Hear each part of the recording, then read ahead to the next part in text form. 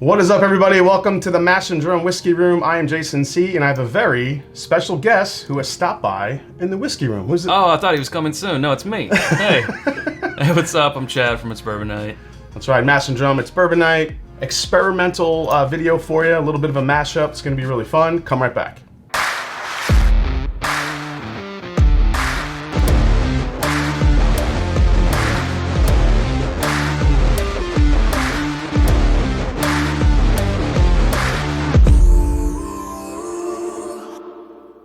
What is up, everybody? Welcome back to the Mash and Drum Whiskey Room. I'm your host, Jason C. Like, subscribe, do all the things. Help me get to 100,000 subscribers, like where these guys are at.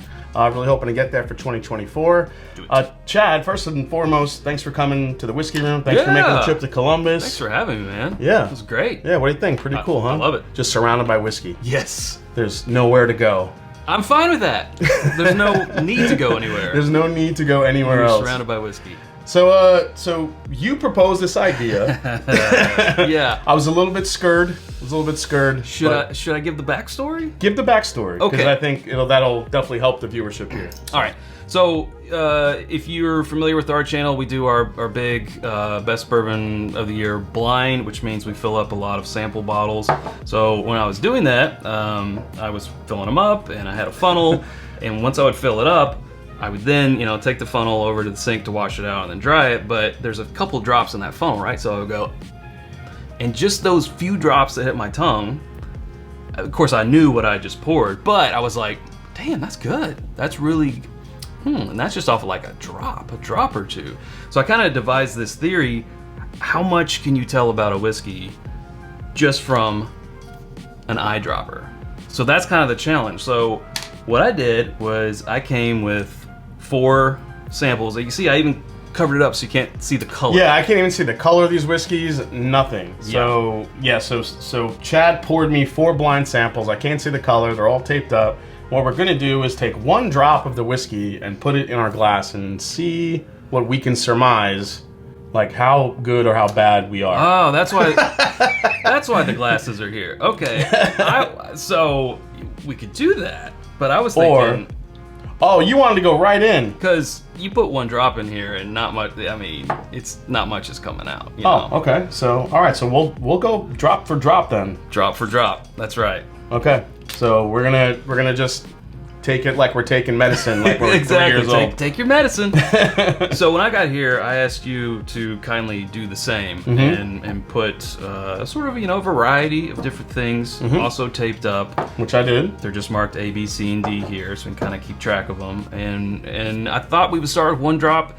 If you need 2, it's sort of like I can name that tune in 1 note, or 2 notes. You might need 2 notes instead of 1. Okay. I love this idea. Yeah. So I don't know. I've never tried this before. I never know what's gonna happen. This actually might be something cool that you guys could do at home with maybe your buddies, anybody coming over. See if you can name that bourbon in 1 note, 2 note, 3 notes. Exactly. Instead of notes, you're using drops. Drops. So, all right. Well, let's move these glasses out of the way then, and we'll get into it. All right, everybody. So a little bit of a game change.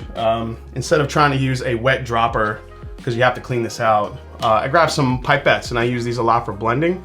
So we're just gonna use these. All right. Genius. So weird. Okay. Start with 1 drop. Oh, that was 2 drops, ladies and gentlemen. I saw it. Instant replay. Was it 2 drops? It was 2 drops. Felt like 1. It's okay. Yeah, I got nothing. I got nothing for you. This is all an experiment. This was not tested. This is all experimental. This is not tested. We did not think this through at all. It's just happening real time. All right, let me try. Maybe like you, I just need. Yeah, I definitely got a lot more on that one. Okay. Got a good amount of. Actually, I got some nice oak on that, which is kind of weird. Like out of all the flavors, I thought I got like this nice little pop of vanilla. I got like this little bit of an oak punch. Okay. Which is interesting. That is interesting. Yeah. Yeah. Proof seems real low. Maybe it is. I'm not getting any spice on it, or like at least any sort of burn, at least on the tip of my tongue, and that's what I kind of aim for, because that's gonna, kind of helps me tell what the proof is. That's a good. I feel like I'll be able to aim better with these pipettes. Yeah. That tip of the tongue there, if you could kind of feel that spice. Tip of the tongue. Tip of the tongue. Tip of the tongue and the teeth and the lips. I'm gonna do 1 more drop. I'm gonna go back and this pipette method and. You missed, didn't you? Yeah, I did. Is it in your beard again? You just want to forever have bourbon in your beard. Old bourbon beard's what they call me. Yep. Oh yeah, I got a lot more on that one. Yeah. Still sort of the caramel sweetness. This might be a no. Well, I don't know. It might be a weeder. Might be anything. Could be a rye. Could be anything. So I'm with you. I think this is a bourbon. I'm not getting a lot of spice. I'm not getting a high proof either. I don't know. Maybe as far as proof, man, proof is tough because I just have no semblance of anything on the sides of my tongue, back of the tongue. I think proof's gonna be the hardest thing. I am getting a little. It is for that little bit that I'm having. It's actually drying my palate out a little bit. So I feel like it could have a decent amount of age on it, maybe. But as far as proof goes, I don't know. I'd say it's kind of low. I would probably go like, maybe 90, 95 proof the most on this. Okay. So We ready? yeah, what do we got? Okay, so you are drinking Old Pogue. So Old Pogue. yeah, you're actually right on. I think it's 91 proof. 91 proof. Double check my notes here. Yes, and although it is non-age stated, it is around about a 9-year. A 9-year? Yeah. Okay. Mm-hmm. So that made sense. Yeah. Because I got a drying oak note. Mm-hmm. I got really little to no proof on it. So I figured it had to be that 90, 95 range. Yeah. All right, so I didn't do too bad. Not bad at all. And you, sir, might be pretty impressed with yourself. You have any final guesses? What did you say I on don't it? want to mess it up. You tell me what it is, and I'll tell you what I said. All right, so the first one I gave you is none other than Evan Williams 12-year. Okay. 101 proof. So you said mid-proof around 100, which is what you did say. I think I said 101 proof on the. No, I didn't. But I mean, even if you said 100, you're 1 proof point off. That's true. Yeah. So that's so you nailed that. I really wasn't getting the oak, but man, the caramel. I did say like You said the caramel, caramel and a good mouthfeel, which I feel like the. which makes sense with that one. Yeah, that one's. Because Evan Williams 12 years very caramel heavy to me. Yes, definitely. I was wondering with that one off the bat if you would get any of the age to it because Evan Williams 12-year, I don't feel like it drinks its age. It just drinks very sweet. All right, B. See if I can do this right this time. That was either 2 or 3 drops. Oh, this one's higher proof. What is that? Oh, it's frustrating because you're getting it, but then it's like. Yeah, this thing is. Just kidding. It's Bye. doing nothing except pissing us off. Yes. Honestly. Oh so, my yeah. god. Ultimately, like, is it a good whiskey or not? I would say this is a good whiskey. Mm-hmm. Yeah, higher proof. I got a whisper of a rye note in there. Okay. Maybe some black pepper. I could see oak on this one where I wasn't really getting the oak on that one. I wasn't really, but I only did one little pipette of that one. I'm gonna go in for a little bit more. Yeah, go for it. I feel like we need a couple extra drops. Different. I'm telling you. So the one thing that I've already feel like is happening, the first drop compared to the second drop, Immensely different. huge difference. Huge. Huge difference. This is either vintage or more bottom shelf. I can't discern right now with just a little bit, but there's something in there that's making me think this is either like more of a vintage whiskey. Well, I said it was higher proof right off the bat. I'm not feeling that so much on that second, but I would say maybe around 110. That's a lot more fruit forward. That's a scotch. That's not even bourbon. I think that's a. He says confidently. I do. I think it's a. Well, if it's not a scotch, I think it's a single malt or something. It's malty. That was the first thing I got off the bat. I think it's malty. Yeah, I'm gonna shut up. Yeah, I'm saying it's a single malt scotch of some sort. Now, normally they're like 90 proof. Again, I'm not getting like the peppery spice on my palate, so it could be 86 to 90 proof. I'm thinking entry-level scotch here. I'm thinking like Glenfiddich. Sometimes scotch should come off as like apple pear. Sure. I think that's what I could be getting. So yeah, I'm gonna say it's single malt. Well, let me ask you this: good or not good? It's I like my scotches to be higher proof. This to me is more of an entry level scotch to me. But I do enjoy. I get the apple. I get the pear. It tastes good. Maybe, I mean, if there's sherry in there, I can't taste it. Sure. Yeah. At least yet. Yeah. But okay, so yeah. All right. Well, let me reveal yours first. Okay. Before I reveal it, what if I told you it's not a scotch? It is a bourbon. It is Good, not good. I don't think it's bad. Okay. I think it's pretty decent. All right. I didn't know if you were like, oh, this is a bourbon. Those aren't the flavors that I want in a bourbon. That's the only reason why. No, I don't mind maltiness in a bourbon. So Mm-hmm. if it is a higher malt bourbon, then I don't mind it. Okay. But if it's not, usually higher malt bourbon gives me chocolate vibes. This is not. This is giving me much more fruity vibes. Yeah. Okay. So well, it's interesting you said Scotch because it is from a distillery with a Scottish past or ties. It's Town Branch.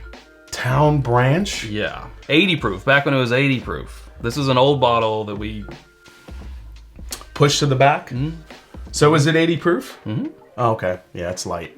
It's an 80 proof bourbon from a company that wanted to be more like Scotch or Irish whiskey, technically. Oh yeah. See, Irish was my first inclination, but then I went Scotch on it because I was getting a lot of like that apple pear note to it. I mean, it's okay. Yeah. I mean, probably wouldn't go out and drink that one. Double check. Yeah, okay. Okay, No, it's WLW. yeah. It's William Lou Weller, folks. All right. So, any final guesses on yours? What do you got? So, proof wise, Around that 107 to 110 okay. area. I said I felt like it was a little bit more middle to lower shelf as far as where you'd find it in the store. So one thing you said about this bourbon is what I feel about it, where it has a little bit of a vintage note to it. Okay, yeah, I did say that off the first poll. That's You right. did. Yeah. But yeah, that's So actually I have this bottle right here. okay. Another Evan Williams for you. This is the Evan Williams 1783, but this is the hero. 90 proof? This is the Yep. 90 proof Heroes Edition. Okay. So these are those specially selected barrels that are selected by veterans, and for 20. And you're right, middle to lower tier. This is I guess would be considered a lower tier whiskey because it's a $25 bottle. And man, I got the proof wrong. it does, but it does have a vintagey note to it, which is why I think this made number 20 on my list of the year because nice. I love this bottle for what it is and the value of it, and it does. It's got a little bit of a dusty funk to it. So when you said that, I was like, it does have that. So good job, man. Sweet. All right, on number 3. This is going good so far. Yeah. A little rocky start, but I think we've turned a corner with it. We're coming back around. All right. All right, you go for it. What do you got? I think that was 2. It's a rye. Is it a rye? Or I can't remember what that one was. or is it a single malt? Ooh. Yeah, there's some weird fruity notes in there, but also there's some effervescence and a little bit of like borderline winter mint sort of spearmint, woodsy rye vibes. Yeah, I wasn't ready for that. I was kind of a little Jack Sparrow there for a second. Oh, hide the rum. Why is the rum? Hide the rum. Yeah, it almost comes off like it is not, like more Irish than it would be. I don't think it's Scotch, but it could lean more in the Irish, Canadian, Japanese arena. But I'm thinking just off of the little bit that I have, I'm just gonna say it's a rye. Okay. Pretty easy proof-wise, so I'm thinking it might be around 95 proof. All right. Or so. Couldn't tell you anything about age, except I don't think it's a particularly old one. Whatever it is, that's. I feel like that's older. I'm gonna say higher proof than what I've tasted so far. But that's good so far. And that was the first thing you said, and that was off of like what, 2 drops? Yeah. So I'm guessing immediately, because again, you know, my little trick here is aiming for the front of the tongue, which is how I like to try to help. Front of the beard. Front of the beard for him, front of the tongue for me. try to guess, like help the proof and. Because sort of also the conceit here is, well, not really the conceit, but just the area of discussion is how much do you really need for an accurate rating, or at least for you to know if you like it or not. How much do you need? Do you need that full 1.5 ounce pour in the Glencairn? Or do you need 2 or 3 drops? So that's also what we're sort of trying to figure out. I think as far as like for what I'm finding through the first 3, it's really, really hard to gauge proof from the dropper methodology. Yeah. You just, it's all over the place. It's really hard to tell. However, I do think there are some attributes to the whiskey that you can pick up. I think age, you can maybe play a role here if it maybe starts drying out your tongue and it has a little bit more of an oak punch. I think mash bill, trying to discern whether bourbon versus rye versus scotch versus malt. Yeah. I think that's some of the things you can maybe pick up. For sure. But yeah, as far as proof's tough, man, because without it hitting all the sides, that's tough. Maybe need to like aim here and then aim back there, like boom, boom. Yeah, like just shoot it to the back. Just like choke. Exactly. All right, let me have one more drop and I'll do a couple guesses here. Okay. So you know you like it. Whatever that is, it's good. So I'm actually guessing that this is a higher proof, I think. I think we're looking at maybe 110-ish, maybe 115-ish. Okay. At least from what the front of my tongue is telling me. Could be higher. I feel like this is more of an aged product because I feel like I'm getting some maybe 10-ish years. Maybe.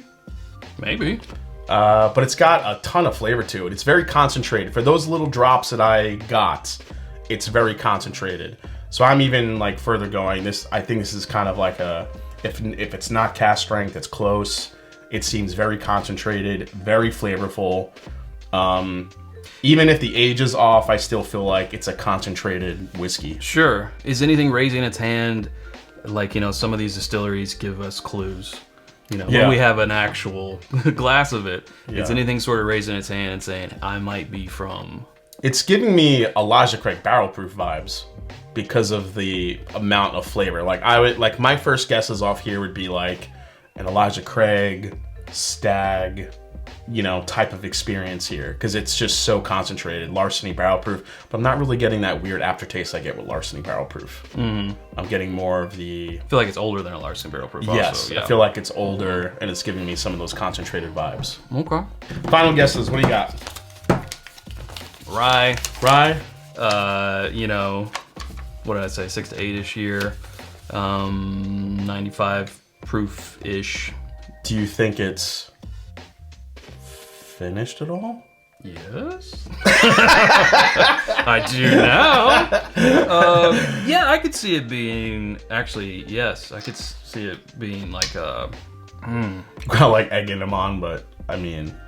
Well, I mean, it could be a double-barrel rye, which takes a lot of the sort of quells some of the... If it's a 95.5, quells it. I love a good double-barreled 95.5. Yeah. It could also be like a sherry. So it's not so much double-barreled. It's a weird... So I was wondering if you were gonna pick up some of the secondary, some of the smoky vibes on it. Smoky. This is the Buzzard's Roost cigar. Rye. Yes, I've had limited experience with that, but yeah, that's good. So I wanted to know if you were actually gonna pick up any of those little bit of tobacco notes that it has. Yeah, I feel like I would need more of it to pick up on. I felt like somebody had told me that they actually use tobacco leaves to smoke the barrels, and I thought that was a really fascinating way to do it rather than just like, you know, throwing some in the barrel. And I think there's like this really cool way, this process that they use. So I was wondering with that whiskey in particular, if you were gonna like start picking up I'm not sure if you're a cigar smoker, but picking up on those like those tobacco leaf notes. Yeah, from the smoke. I feel like I would. I feel like I picked up on more of the top notes, which would be the rye, and I feel like those might be more kind of, you know, further down the ladder. And when you're doing the dropper method, you can't really get too far down that ladder because it's there and then it's gone. Yeah, it goes too fast. It does go fast. Yeah. All right, one sample left.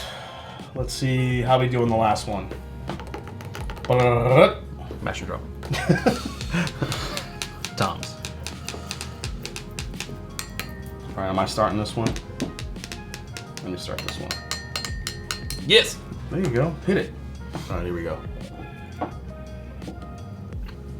Oh. Yes, it is. Oh.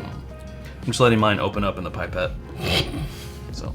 Does that happen? Is that a thing? Oh yeah, that's proven. Come on. All right, yeah, I'm gonna need a couple more drops, but that was probably the most. Yeah, what was your first thought? First reaction was an immediate like punch of spice. So I got a good like rye kick, but I'm not saying it's a rye yet. But I got like calm down. Yeah, calm down. I'm not saying it yet. I don't think it's a rye. Okay. I think it's something really old though. I don't know.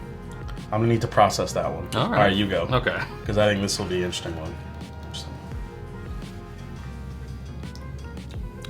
Whoa!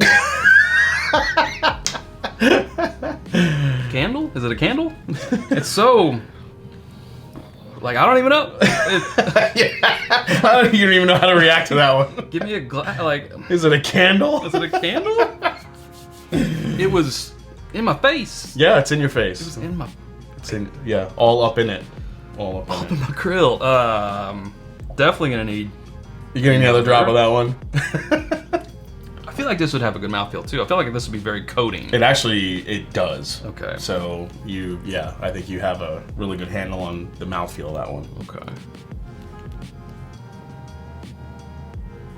I feel like this. Well, it might be the highest proof of the ones I've had so far. It almost sort of had a vintagey quality that I was getting back here. Honestly, it shares qualities of A and B, which was the Evan Williams and the Evan Williams. Yeah. The 12-year and the 1783. And the Hero Edition. Yeah. Caramel in there a lot too.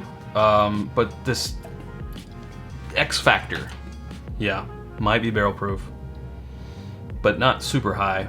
115, 120 max, 120.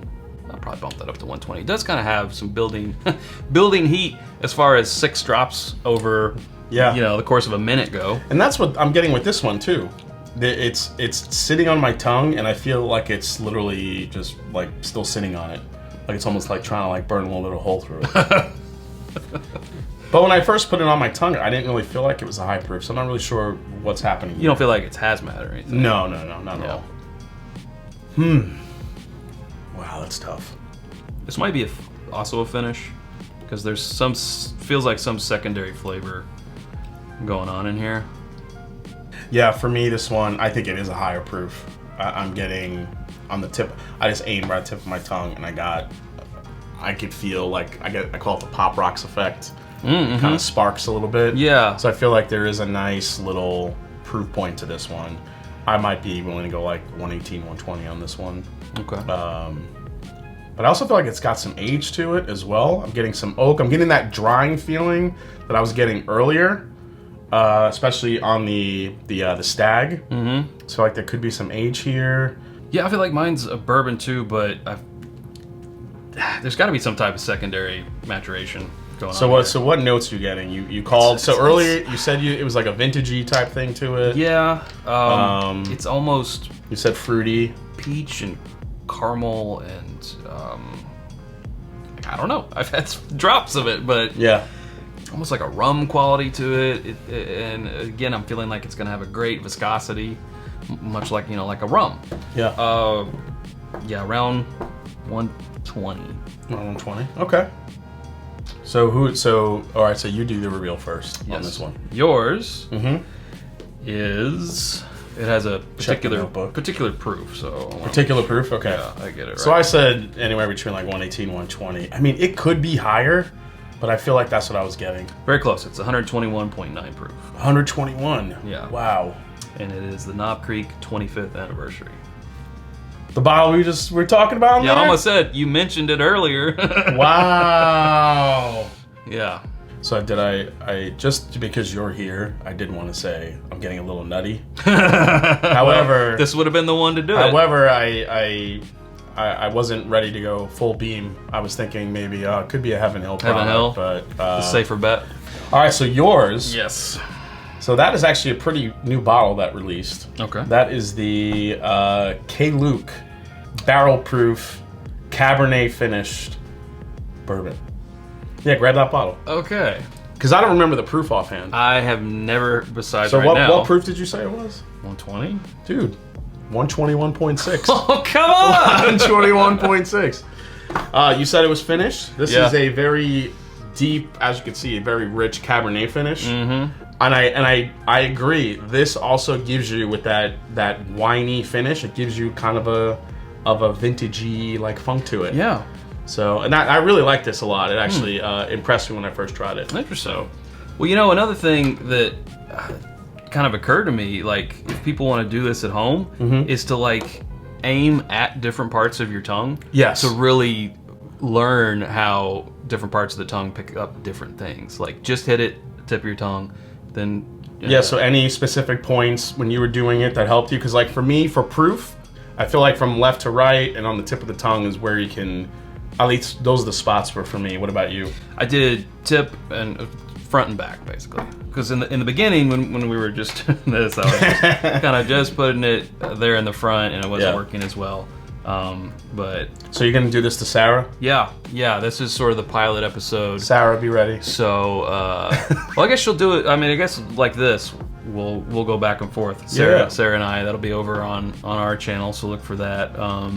When she recovers from COVID, she currently doesn't have taste. Very scary. Sorry, I feel better, Sarah. Sorry. Yeah. So this was, I feel like, with a rocky start, but it definitely going through all 4 of them now, all 8 of them. I think this was a pretty cool exercise. This is a great idea, and I think folks at home should try this. Test yourself, see how good you really are as trying to find the proof points, the flavors, just from a few drops right on the tip of your tongue. Or the sides, whatever it is, without it, going down, the major parts of your palate, and see what you could discern. I think it's a great exercise. Good idea, man. Cool. I mean, just as many things that came out of just everyday happening, just tipping back that funnel, just because I didn't want to waste any precious drops of bourbon, and just sort of sparked an idea. So I'm glad it actually worked out. Well, Chad, man, thanks again for coming to visit. Why don't you tell if this is anyone's first time seeing you, which I doubt, but if it is, tell them where to find you. Sure. We have a channel called It's Bourbonite. It's on YouTube. We also have a clothing store called Whiskey Ambitions, which I usually rep, wearing a couple things from it. So it's youtube.com/It's Bourbonite and whiskeyambitions.com. Those are the main places. With that said, like I always say, it's not about the whiskey, it's the people you share it with. Like, subscribe, do all the things. We'll see you next time right here on The Mash and Drum. Cheers, buddy. Cheers.